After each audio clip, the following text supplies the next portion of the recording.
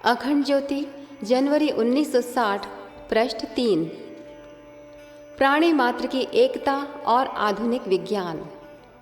संसार में मनुष्य को सबसे अधिक असंतोष तभी होता है जबकि वो दूसरे मनुष्यों को अपने से अधिक धनवान, बुद्धिमान, शक्तिशाली देखता है।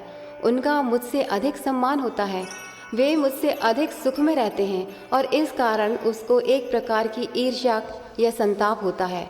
यदि मनुष्य संसार की वास्तविकता को समझने का प्रयत्न करे और जो भेदभाव का पर्दा नेत्रों के सम्मुख पड़ा है उसे हटा दे, तो वो सब प्रकार के कष्टों और असंतोष से छुटकारा पाकर उच्च कोटि के आनंद को प्राप्त कर सकता है।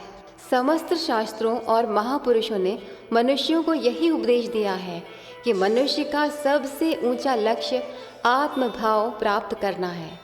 जैसे मनुष्य अपने शरीर के लिए समझता है कि ये मेरा है, उसी प्रकार उसे संसार के समस्त शरीरों को अपना ही समझना चाहिए।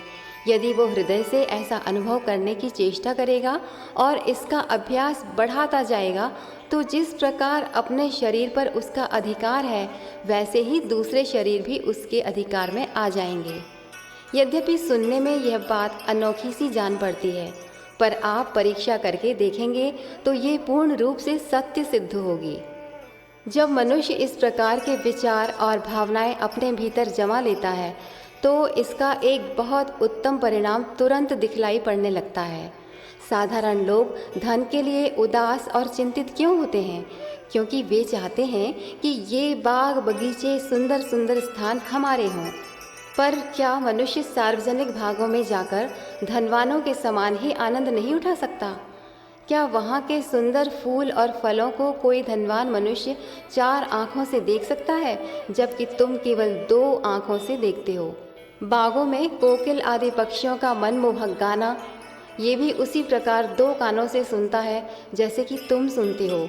तो फिर तुम उस भाग के स्वामी बनने की मूर्खतापूर्ण इच्छा क्यों करते हो? इसलिए राम का कहना है कि दुनिया के सब बागों को तुम अपना ही समझो, दुनिया के सब शरीरों को भी अपना ही समझो। अनुभव करो कि सब प्रभावशाली शक्तियाँ और विशिष्ट मन तुम्हारे ही हैं। ये ऐसी कल्पना नहीं जिसे तुम अस्वाभाविक या कठिन कह सको।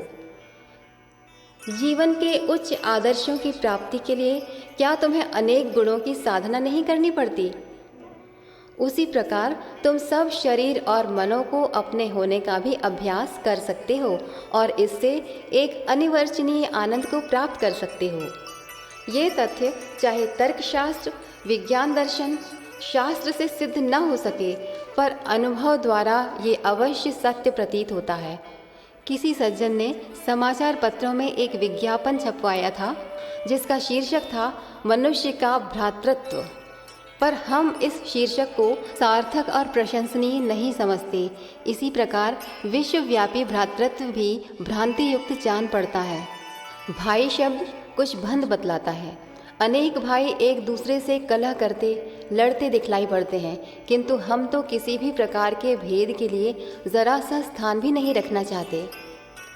इसलिए उपर्युक्त शीर्षक के बजाय हम मनुष्य की एकता और संयुक्त एकता शीर्षक अधिक अच्छा समझते हैं। आप कहेंगे कि तुम तो फिर वही आत्मा का राग ले बैठे जो ऐसी सूक्ष्म है कि हमारी समझ में आ ही नहीं सकता। अच्छी बात है, तब मैं इस विषय की चर्चा बहुत ही स्थूल स्थिति बिंदु से आरंभ करूंगा। हम अपने स्थूल शरीरों को ही सबसे पहले लेंगे। यदि हम आत्मा की प्रकृति को त्याग भी दें, यदि हम आत्मा को अपना सच्चा स्वरूप न समझें, तो हमारे स्थूल शरीर भी यही सिद्ध करते हैं कि हम सब एक हैं। हमारे सबके मन भी इसी एकता को प्रकट करते हैं। भावना के लोक में भी विज्ञान सिद्ध करता है कि तुम सब एक हो। आप शंका करेंगे कि एक शरीर 2 कुर्सी पर बैठा लिख रहा है और दूसरा दुकान में खड़ा हुआ सौदा तौल रहा है। वे दोनों एक कैसे हो सकते हैं? समुद्र में हमको एक लहर यहाँ और दूसरी वहाँ जान पड़ती है। वे विभिन्न आकार प्रकार की जान पड़ती हैं, किंतु वास्तव में ये सब लहरें या तरंगें एक ही हैं, क्योंकि वे उसी पानी से हैं। वही एक समुद्र इन विभिन्न लहरों के रूप में प्रकट होता है। जिस पानी ने इस समय एक लहर का रूप धारण कर रखा है, वो थोड़ी देर बाद दूसरी लहर बनाएगा। लहरों के मामले में हमें जो कुछ दिखलाई पड़ता है वही हमारे नैतिक शरीरों के संबंध में भी सत्य है। जो पदार्थ इस समय मेरे शरीर का रूप लिए हुए हैं, वे ही कुछ समय बाद दूसरे शरीर को बनाएंगे। इतना ही नहीं, जो भौतिक परमाणु मेरे शरीर में बनाने वाले जान पड़ते हैं, वे ही हमारे जीवन काल में ही दूसरी देह में चले जाते हैं। तुम सांस द्वारा ऑक्सीजन हवा को भीतर खींच रहे हो और कार्बोनिक एसिड की श्वास को बाहर निकाल रहे हो। इस कार्बोनिक एसिड गैस को पौधे सांस के लिए खींचते रहते हैं और ऑक्सीजन गैस को निकालते रहते हैं। उस ऑक्सीजन को फिर तुम सांस के लिए भीतर खींचते रहते हो।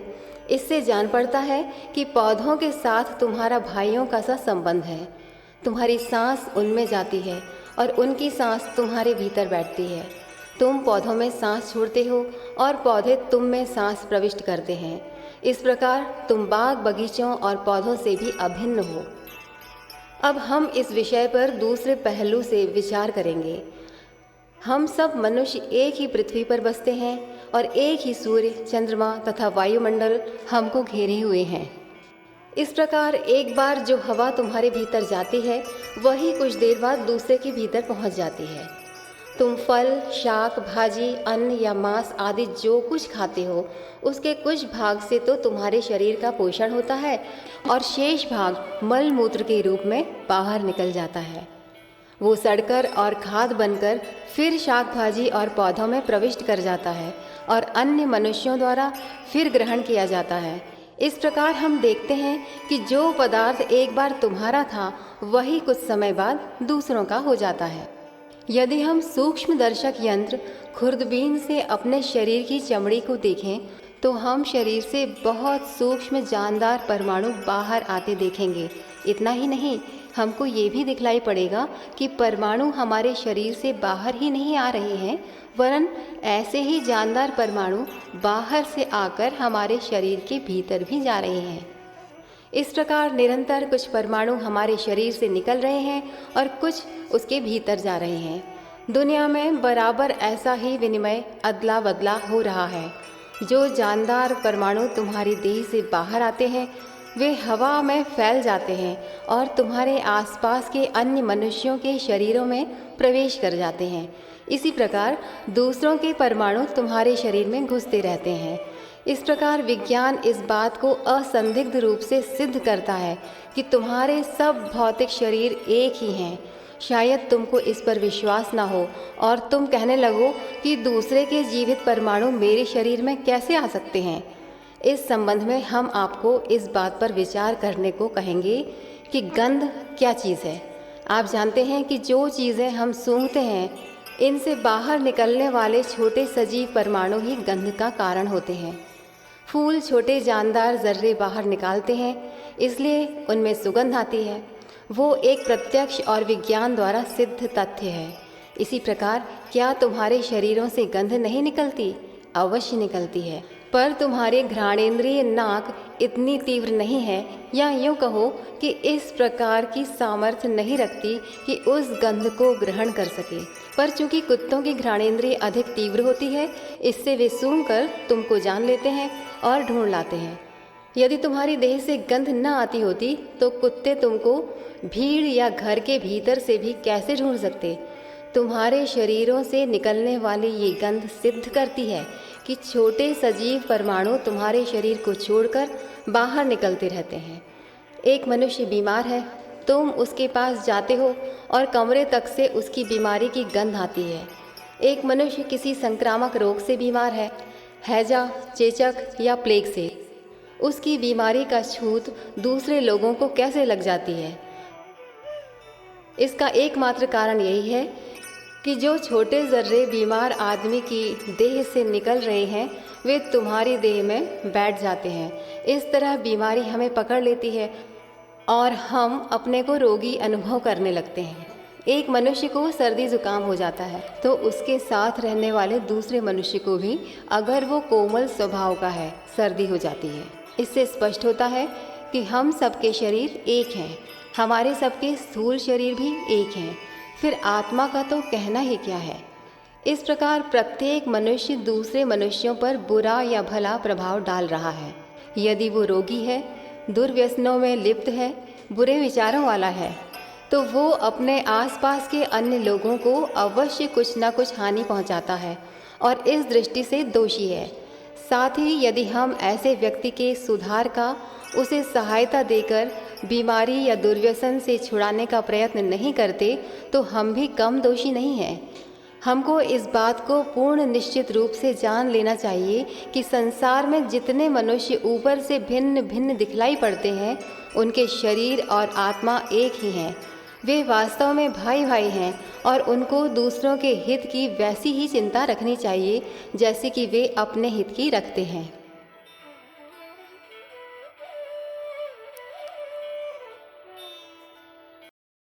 हमारे YouTube चैनल विचार क्रांति दूत अखंड ज्योति पत्रिका को सब्सक्राइब करें एवं अगली वीडियोस प्राप्त करने के लिए बेल आइकन दबाएं। धन्यवाद।